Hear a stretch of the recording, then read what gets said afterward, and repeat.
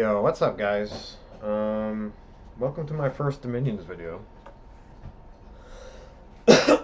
um, yeah, so this is a turn-based strategy game. I've been playing this game single player on and off for a couple of years because I had Dominions 5. And I've never actually got around to playing the multiplayer because the multiplayer is kind of a big investment. It's like a turn per day kind of thing, and you're going with a dozen other people. And so it takes a couple months, and it's like a social game too because there's a lot of diplomacy and messaging back and forth. There's a Discord server going on at the same time. But yeah, I don't know. I just thought I'd kind of do a video series that'd be fun, and maybe when you guys will take an interest and be brave enough to play this game with me, right? It'll be fun. I'm probably gonna bomb terribly. It's gonna be rough. This game is fucking complicated, as you can see. Um, so the point of the game is the ultimate point of the game is for your god to ascend. Your pretender god has to become the real god, and you do that by claiming thrones of ascension. We'll come to the thrones later, but I just want to focus on the pretender god for now and the civilizations. So there's a lot of different civilizations. We're just going back to the menu screen. There's 3 ages. Each age is like a set of civilizations with slightly different mechanics between them and lore. Some are present in all 3 ages with different technologies because it's like historically based too. Just for example, early age has Ermor, which is like a Rome faction. So in this early age, you're like a cool like kingdom with legionnaires and all that. But then in middle age, they're the Ashen Empire, so it's like an undead civilization. So it has big differences between each, but the civilization we're playing is Agartha. This is like an underground golem kingdom. They worship golems. So that's going to be our boys. You can see there's a suite of recruitables here. These are our mages. These priests, captains, a variety of infantry. But just to see, there's different stuff. Here's the Chinese one, you know. Here's the British one. They have like the longbows specialization kind of deal. But anyway, we're playing Agartha, so I'm going to try and get through this pretty quick. I just kind of want to show you guys a sample game, and also I'm going to rebuild my god I'm using in the multiplayer game for you, so you can kind of see our build and understand like what I'm even doing. So each magical character has access to magic paths. These are all of them here. Fire, air, water, earth, astral, death, nature, glamour, blood. They all do different things. Some are better than others. Some do different things than, whatever. You get it. You get it. The other thing going on here is Dominion. This represents the bottom you can see the strength of the pretender's divine power and measures how strongly the pretender god will influence his surroundings. A strong dominion can weaken the dominions of enemy pretender gods in nearby provinces. Basically, like, every province in the game is affected by dominion, and it's spread from your capital. And it's going to have different effects, different modifiers on the resources given to you by the province, okay? So, I mentioned, like, the Undead Rome faction. they take death 3. So as the game goes by, like everything in their realm dies. Um, so what I ended up taking is Heat 1, because you'll see Heat 1 reduces the amount of design points. It actually gives me points back for taking a scale that hurts me, and I'm trading it for the growth. Misfortune 1, which like increases bad random events, and Magic 1. The Magic 1 is very important, I'll show you. It increases the speed at which you research new magic, which acts as the technology in this game. But here's the other thing going on. You get bless effects that affect sacred troops. So only some troops are sacred. You'll see this one is not, but this one is. So what that means is that these troops are eligible to benefit from being buffed, from receiving the sacred bless effect buff. Okay? And so you get to choose what that bless effect is. And there's different builds, like you can do a very powerful bless, or you can invest in the scales. You can kind of see where we're going with this, right? So I opted for a pretty strong bless. I got quickness, and I got reconstruction.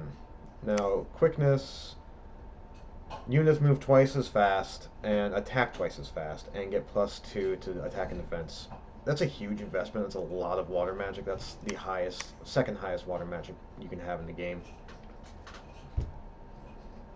Plus, you have to take the magic scale, so it's a massive investment. So it's kind of high risk what I'm doing. But the thing about Agartha is that they get these summonable. You can't even see them here because they have to be summoned by the mages. They get these summonable statues that are sacred, and usually their big problem is that they're too slow. But I think quickness will make them super deadly, and reconstruction, blessed inanimate units will reform their bodies and recover from damage in combat. So it's kind of like a regeneration. So that's our build.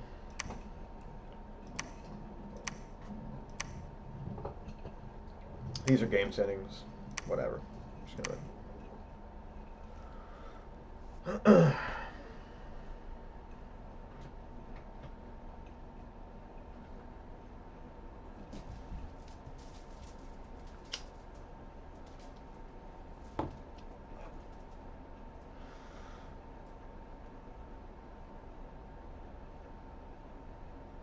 yeah, this takes a hot minute.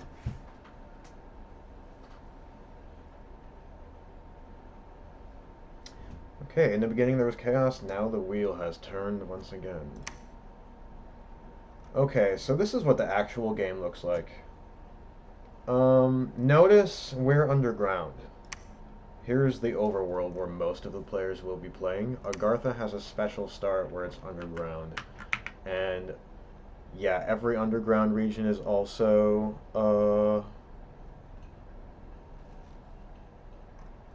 semi-randomly generated.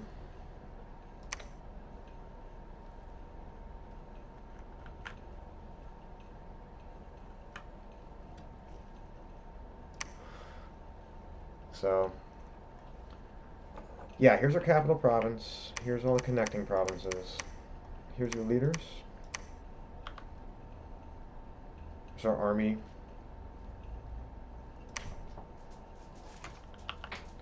Recruitment.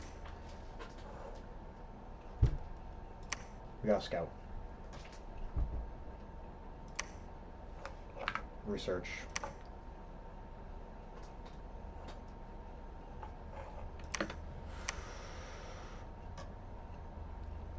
Okay, so I think you kind of see what we're doing here.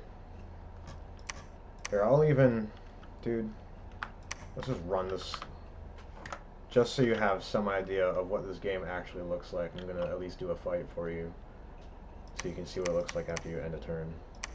Go.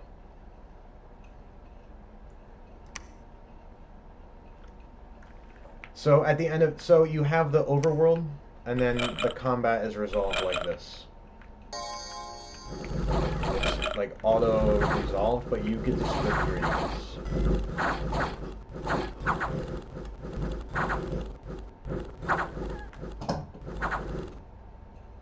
Okay, and we won. We won. So now we have that province. That's not good. That's good not just because it gives you income, but when you look here, there's 3 resources. Well, there's actually 5. But there's gold, resources, recruitment points, commander points, holy points. Holy points limits the amount of holies you can recruit per turn. Most standard units are going to cost gold, resources, hit, and recruitment points. You increase the amount of resources you have access to per turn because they're taken from the surrounding provinces into your fortress. Okay. Okay, so now I'm actually going to quit without saving. I'm not going to do this. I'm going to log into my multiplayer game. I have not seen this yet either. This is fresh to my eyes. This is my first multiplayer game, first map. No idea what this is about to look like right now. I'm Agartha.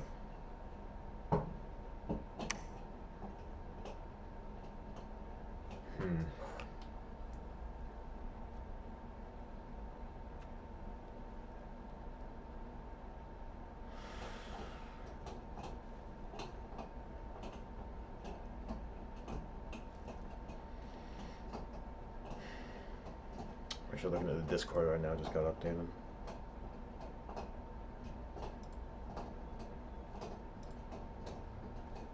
I think I'm playing with Europeans. How did they already do their turn? I just got home. It's like, yeah.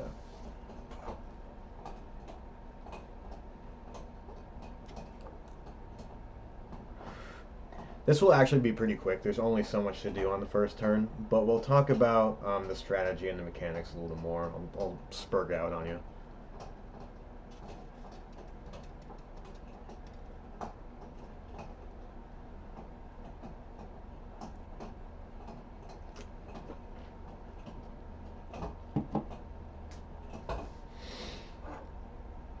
And we can kind of overanalyze. I'll explain my strategy too further, and we can overanalyze what we're gonna do. Come on, man. Jeez Louise. This is exciting video footage right here. Should I edit this out?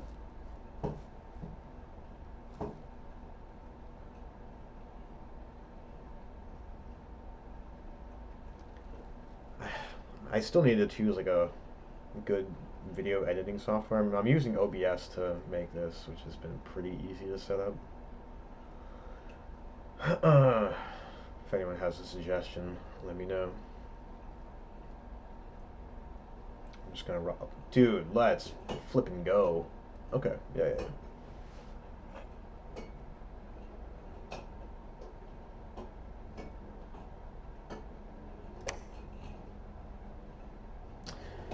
Wheel has turned yet again, my friends. Yeah, we're named Scump. Okay.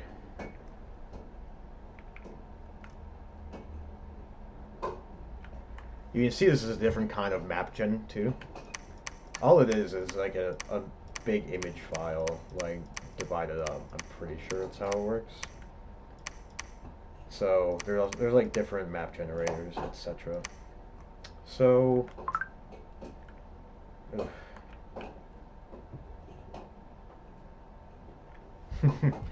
yeah, so we're going to dig into kind of the details of what I'm actually doing here.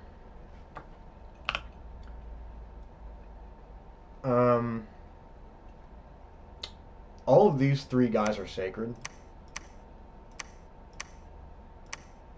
An important thing to remember is that the bless I chose, it does not activate until my pretender awakens. I forgot to explain this.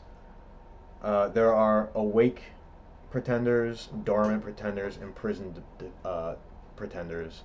Imprisoned ones will have the most points you can put onto them, but they'll awaken later in the game. You won't have access to the god or the bless.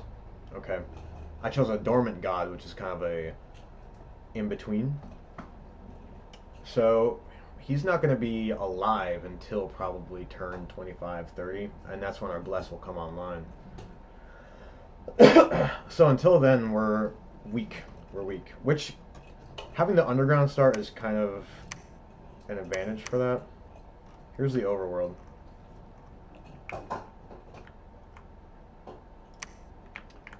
What I like too is there's only 2 entrances to our underground. So if we guard both of them, it's going to be super, and we're going to be very safe, at least, from things like raiding. Yeah. This is pretty good. The hidden realm. Anyway, yeah, we have our 3 sacred guys here. These are our only ranged units, but they throw like these massive boulders that do 28 damage, which is crazy. The other interesting thing about these guys is that their range is its strength divided by 3 because they're throwing the boulders. So if I strength buff them, they get more range, which is kind of crazy. What do we get from magic research? You get random starting magic research. Okay. Conjuration's kind of good, I guess. Enchantment is where we get our statues. It's blue because that's a national spell. Only we have access to this as Agartha. You can see there's a lot going on here. I'll kind of get into that as I go, but basically conjuration, bring more guys. There's 2 kinds of spells. There's in combat and there's ritual. These are out of combat spells. So these rituals, like, that's good. You're basically summoning more units with these. Alteration, basically buffs, etc. Evocation is like your magic missiles. It gets crazier though, like you have the strands of arcane power. Whoa, I don't even know what that does. Construction is buffs, good earth buffs, right? We're playing Agartha, the underground nation, which obviously has really good earth magic. The level of magic path determines like the strength of the spells it can cast. See, this has like level 2 magic, level 2 earth magic, cast, and attentive statues. We need to get enchantment 1 ASAP and construction 1 ASAP. It would have been much better to start with these. This is temper armors, which is our first armor buff, which is really good for us. Enchantment, where you need the strength of giants. So we have clear research targets at least. We know what we're doing, which is getting what we need in terms of spells. So let's go through these. We got our scouts, captains, troglodyte tamers, which give these guys a morale boost. We're not going to really be using them though. A pale one captain. He has amphibious, which is nice. These guys do not have amphibious. They're humans, but a lower leadership value than this guy. Priest, which remember casts blessing, but also does some other stuff. We can talk about that later. Golem crafter is our main utility mage. This is our rank and file mage. They're old. They're old boys. We have the Ancient Lord, who... I don't know if I've ever fucking recruited one of these. Because these guys have leadership 102 and they're inspirational. And these are our, like, premium mages and army leaders. These guys have the sauce. These guys are good. Expensive though. 540 gold. 300 gold.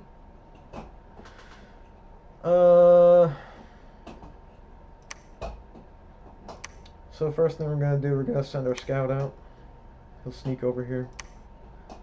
The next turn, we're going to be able to see what's in these surrounding provinces, because every one of these provinces has an independent army in it, not an enemy player's army. Right, the goal of the game is to kind of expand out into these independent provinces, then you're going to fight the enemies, the enemy players. So you'll see next turn we'll have a better idea of, it'll say like 60 barbarians in this province, 20 light infantry in this province, whatever here.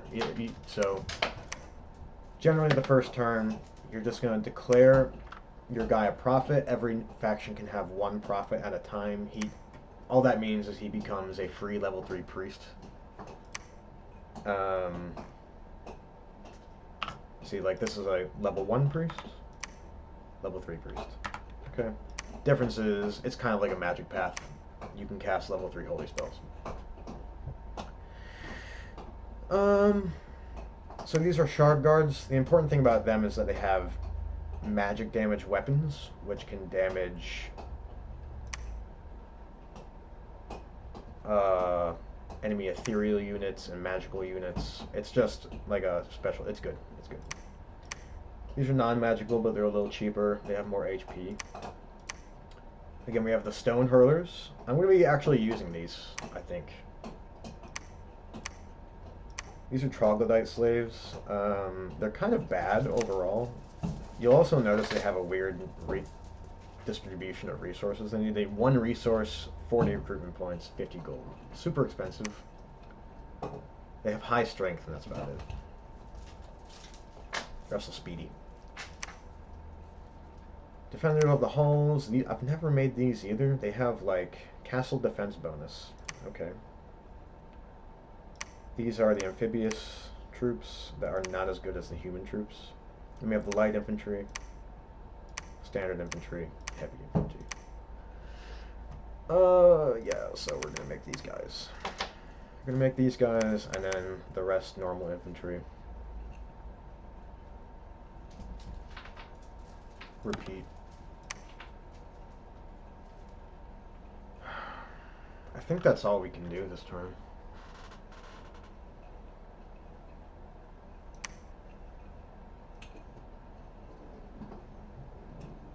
So the victory condition is that we get 12 ascension points.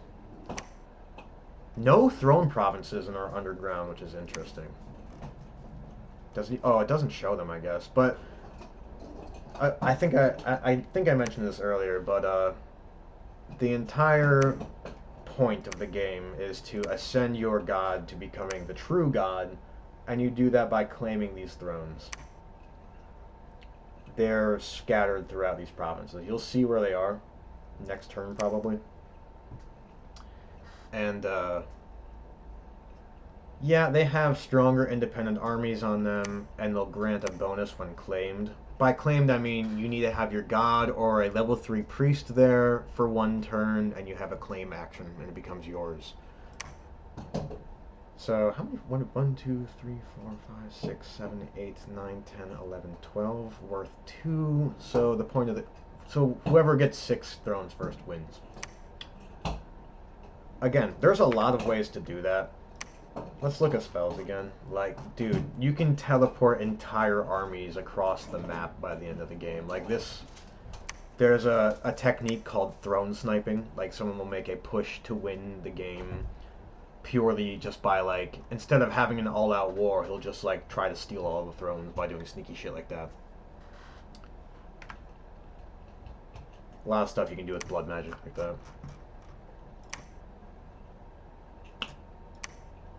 Okay, I think we'll leave it there for now.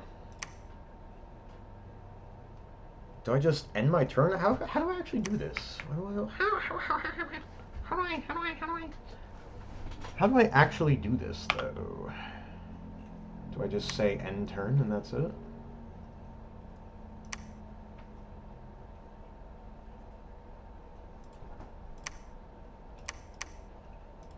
Can I rename him?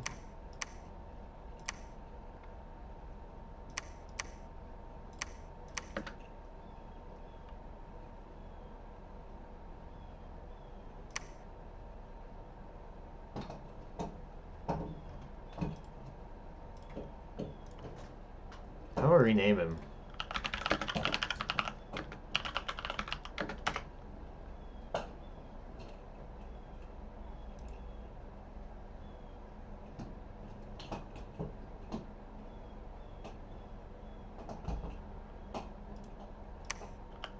Ah.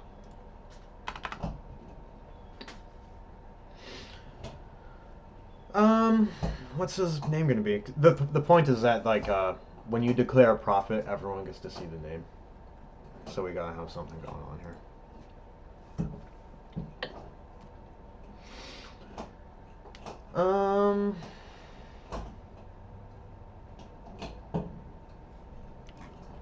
Chungus friend.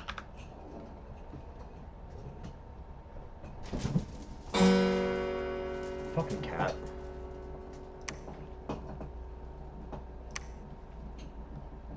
Okay. I'm a little scared. I'm a little scared too, guys. Not sure what's gonna. Oh, ho. That's crazy. Should I bid everything? No, I don't even have enough. That's nuts, though.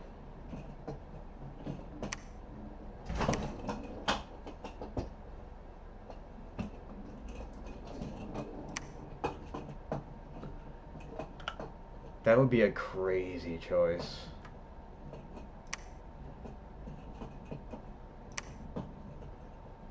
If I bid, there's no way I'm going to get them. That's kind of the problem. Because someone else is going to outbid me. I'm just going to lose the money. I could have recruited a good mage this turn. Right? Someone got higher gold scales. Right? Right? Right? Right? I really want to try. That's so fucking nutty. Someone asked, dude, there's no way someone didn't bet their entire treasury on that. There's no way. What if I did this?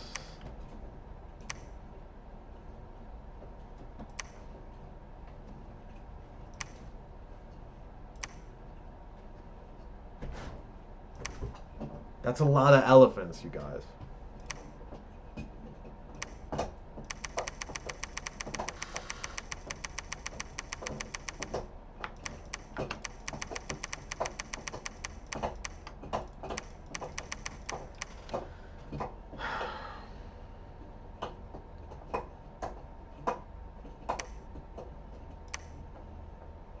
Fuck! Did I do something stupid? Is this a really bad idea? Am I just gonna lose all my money? Am I losing out on the mage? There's no way I'm gonna get them, right?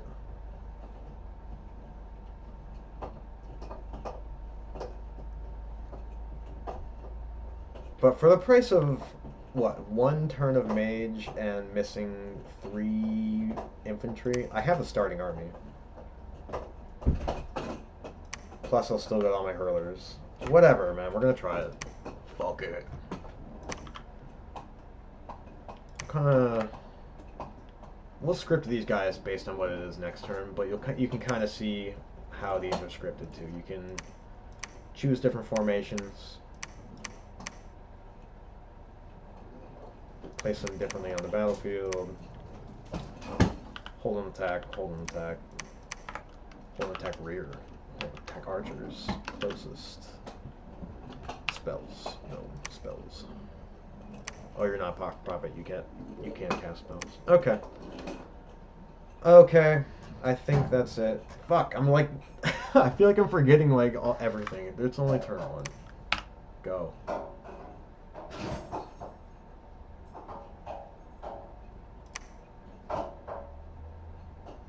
Alright, bros. See you next time.